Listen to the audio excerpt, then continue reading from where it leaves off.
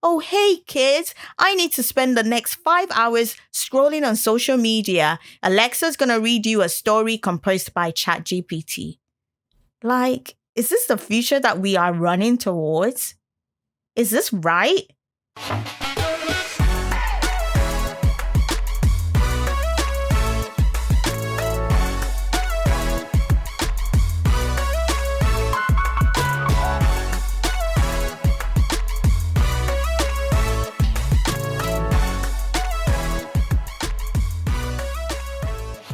Hello, and welcome to another episode of the Lux Montes podcast. In the last episode, we spoke about what generative AI is, and I shared with you one of the reasons that I think Christians should care about what's happening in the artificial intelligence scene. Please take a listen to the last episode if you haven't yet, because this episode is a continuation of that one. Unlike a lot of what the movies tell you, it's already been found that AI does not need to be sentient to wreak havoc on the world. Sentience means having consciousness, feelings, or senses. And a lot of people right now are wasting time arguing that as long as AI never gains consciousness, we have absolutely nothing to worry about. I am here to tell you otherwise. Here is reason number 2 why I think Christians should care about what's happening with AI. There is a good chance that AI will negatively impact a lot of people, and I'm talking billions of people. And this is not as far off in the future as we may think. Let me put things into perspective for you. ChatGPT broke the world record by setting a new record for the fastest user growth in history. Within 2 months of its release in November 2022, it had over 100 million users across the world. This is basically unheard of. When I was younger and I was deciding my career path, one of the important things that I researched was to make sure that my job couldn't be done by a machine. I don't know if anybody else did that, but I wanted to make sure that whatever industry I was going into, I was always going to have work. I was always going to be able to work. There was no chance that automation or a machine would take over my job. I was glad to know that the industry I had chosen was on the safe list. I was told that machines cannot communicate like human beings. Machines cannot create new ideas in any way similar to human beings. Machines can never be artistic. Boy, were they wrong. We have all seen what these AI tools are capable of. And like I said in the last episode, whatever it is that you're seeing that they're capable of right now, they have already surpassed this. Whatever they've released to the world, they've already gone beyond this. We have no idea how far they've gone yet. There are lots of predictions out there, and there's this one from this gentleman called Yuval Noah Harari, where he theorized that human beings will eventually become useless due to AI, and that AI will run the world much better than human beings can ever do. It's already also predicted that a lot of jobs will soon disappear. Although you could argue that we've had this threat hanging over our heads for decades, because initially we were told that automation will only take away jobs that are boring, repetitive, those soul destroying jobs that nobody ever wants to do. And at the same time, it will also create better jobs and better industry for a lot of people. The initial wave of automation actually did go after a lot of blue collar jobs, and a lot of those jobs disappeared. However, this new threat goes beyond that. It's coming for the white collar jobs too.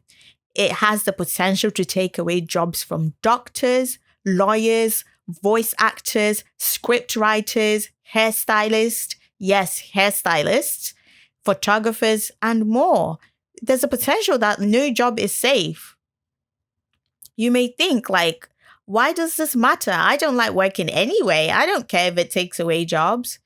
Well, apart from the obvious economical consequences, part of our mandate at creation is to work. God commanded us to work. As much as we hate to do it, amongst other things, work actually gives us a sense of purpose and fulfillment. We have a natural, or you could say innate desire to create and to work. And God has also given us our beautiful minds and our imagination for a purpose and for His glory. Like, what do you think is going to happen to people when AI takes away most of the jobs and the need for us to be creative? We know that the big businesses, they have no qualms with replacing you with these tools. Because guess who will not moan about minimum wage? AI. Guess who will not show up to work late? AI. Guess who will not complain about racism or the gender pay gap at work? You guessed it, AI. By the way, have you heard about the new AI-powered McDonald's that they launched in Texas in America? I think it was launched earlier this year or towards the end of last year. If you haven't heard about it, look it up. It is interesting. Things are getting real very, very quickly. Another way that AI will negatively impact people is that it will be used to persecute Christians. Yes, there's a potential for it to be used to persecute Christians. AI is apparently already being used in China to effortlessly improve state surveillance and used for the censorship of Christianity as well. I will have another episode specifically on this topic, discussing AI and the war that it will wage on truth and Christianity. So please make sure you are subscribed so that you don't miss it. Another negative impact of AI is a different level of crime like we have never seen before. There are evil people out there already, and I mean already, using AI to perpetrate crimes on a major scale. AI will allow a lot of criminals to have more power than ever before. People are already getting scammed. You know, they get calls from people that they think are their loved ones because they sound like their loved ones. However, the voices were generated by AI. So these people would call pretending to be a loved one in danger and then demand money and other things. And this is, again, just the tip of the iceberg of the nefarious possibilities of AI. We have no idea what is actually possible with these tools. Can we please talk about the psychological effects of all these technological advances? Because let me tell you, there is always a trade-off. Social media already has led to a lot of people being more depressed, having more anxiety, having body image issues, struggling with loneliness, and so much more. And even a lot of people are still not over the damaging psychological effects of the recent pandemic. If AI continues like this in the trajectory that it's going, it means that we will lose even more of our human connection. Of course, they're going to tell you that, AI is going to make us more connected than ever. But the question is, please, why do we need AI to make us connected? Why do we need a third party involved in the way that we connect? Why do we need this intermediary to connect us? Our ancestors didn't have any of these tools, and they were arguably more connected to their local communities than we are right now. That is very crazy. We already have children born into the world that have no idea what it is to live without Alexa. These kids are already telling Alexa and Siri that, I love you, Alexa, and developing feelings for these machines. Although, of course, these tools have absolutely no capacity for real feelings, a lot of people are forming complex emotional relationships with it. It's crazy out there, guys. You may laugh and think, who are these weirdos? But have you thought about the upcoming generation? Have you thought about the children being born into this world today that have zero idea, zero experience of what it is to live without these tools? If you think that anything that I've mentioned today is an exaggeration, I'm afraid that maybe you have no idea how far these things have already gone. And these are not just theories anymore. They are doing these things.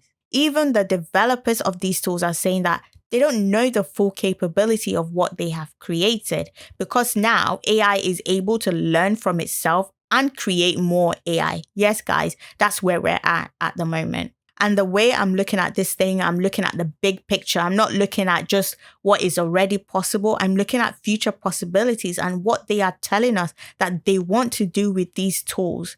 And if God allows it, I don't think these things are so far off in the future as we like to think it is. So, what can we as Christians do about any of these things?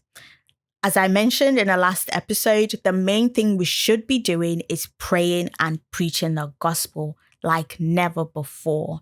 We need to believe that our God is powerful enough that if He wills it, He is able to destroy the plans of the enemy. So please remain hopeful. It's important that we remain hopeful.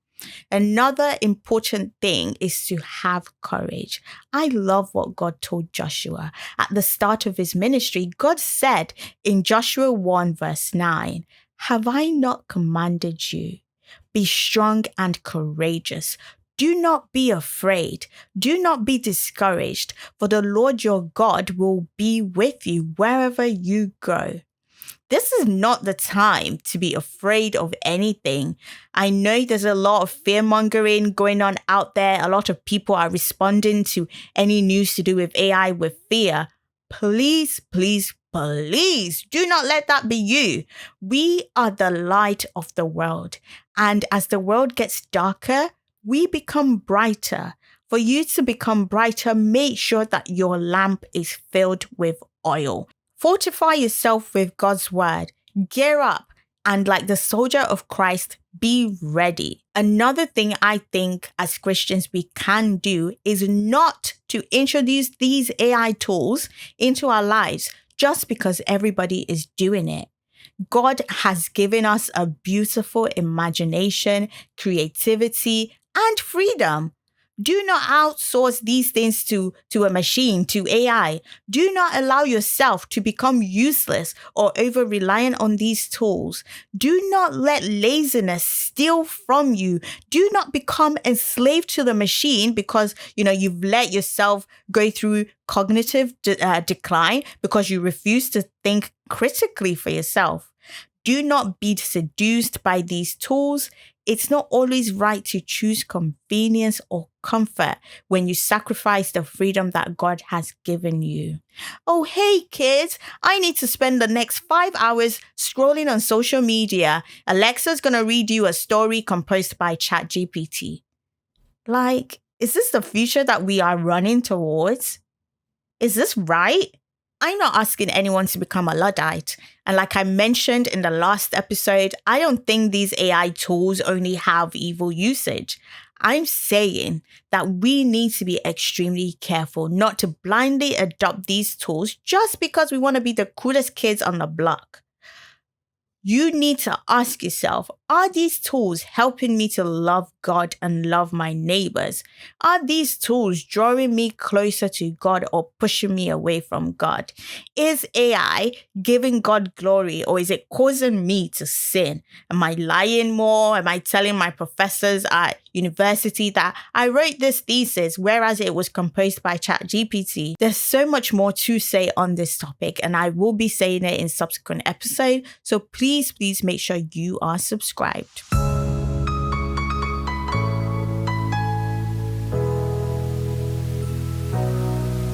Dear Christian, be awake, be alert. Do not be afraid of evil days. Because He lives, you and I, we can face tomorrow. No matter what tomorrow brings, we can face tomorrow. Jesus Christ is coming back soon with justice and with peace. He is coming with healing in his wings for the nations. My dear Christian, be strong and courageous. Remain in his love.